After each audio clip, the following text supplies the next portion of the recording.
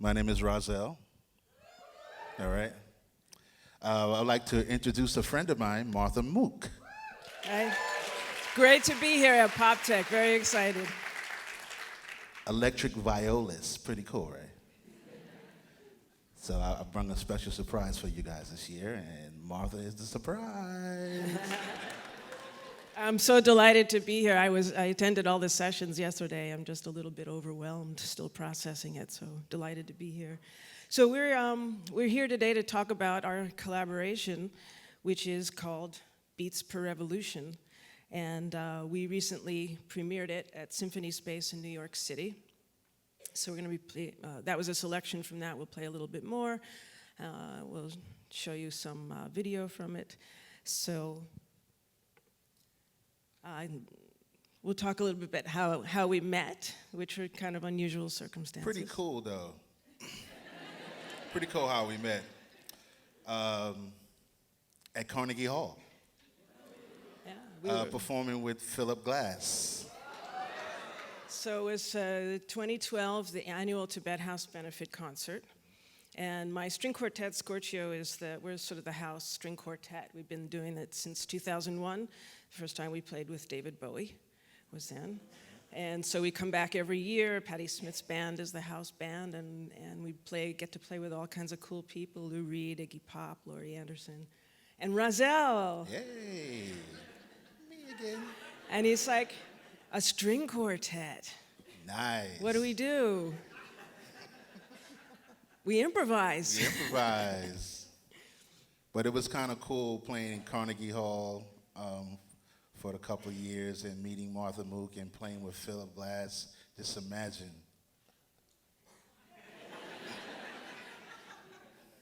Now, I went back to the hood. I was like, oh, with Philip Glass. They're like, who?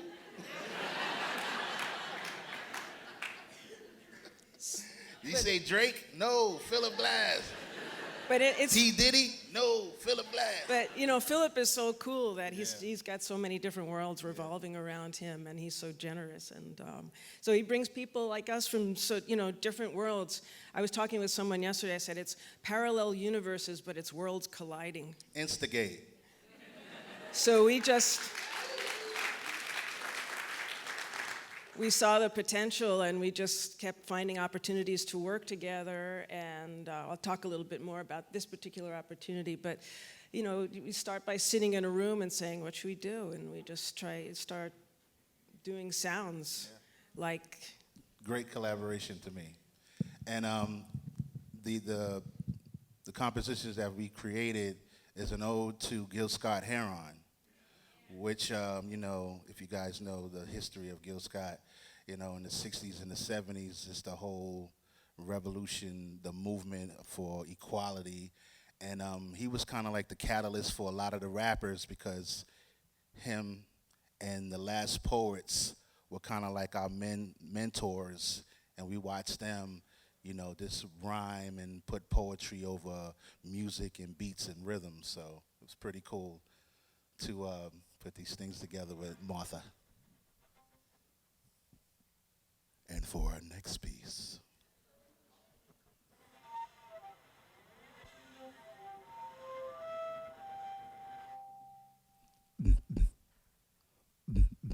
Remember last year? Heartbeat.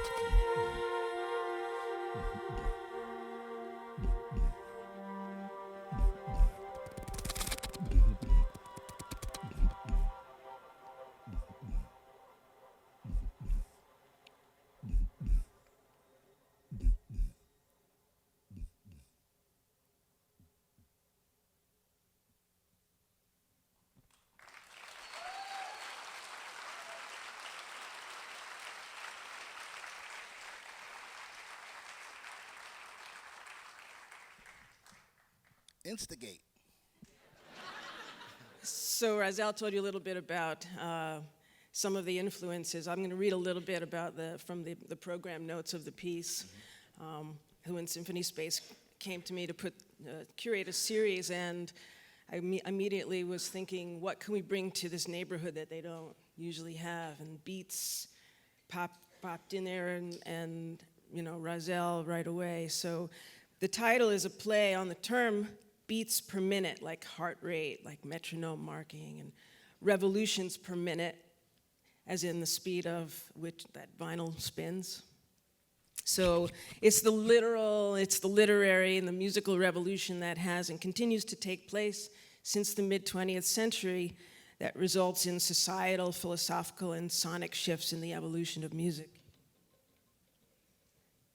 So, and the beat historically has been at the forefront of any revolution, from the battlefield, marching drum beats, to the streets of New York City, protest chants and different dance styles.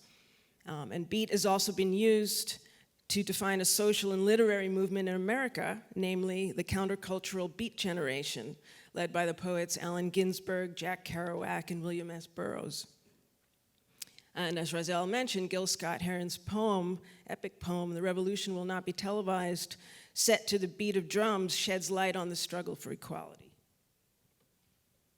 So the score of Beats Per Revolution is infused by jazz, which was the soundtrack to the beat generation, Gunther Schuler's third stream, which is a synthesis of jazz and classical with improvisational elements, and the work of Gil Scott-Heron and the Last Poets, whose blending of spoken text and music influenced what is now known as rap and hip hop. Yeah. So in the words of Gil Scott-Heron, the revolution takes place in your mind. Once you change your mind and decide that there's something wrong that you want to affect, that's when the revolution takes place. When you want to make things better, you're a revolutionary. Matthew, roll the tape, please. Instigate.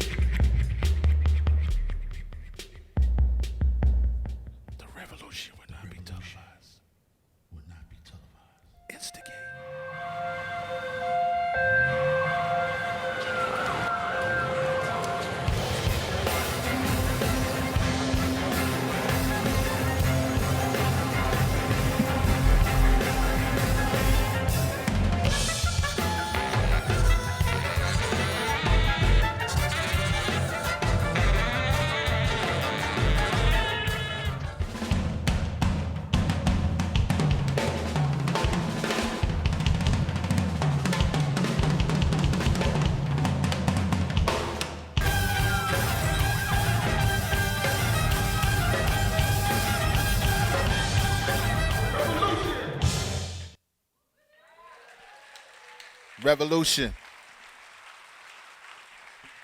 Revolution.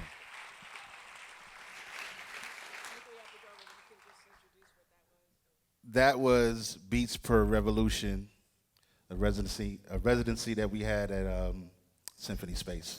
Yeah, so you can see the full video on YouTube.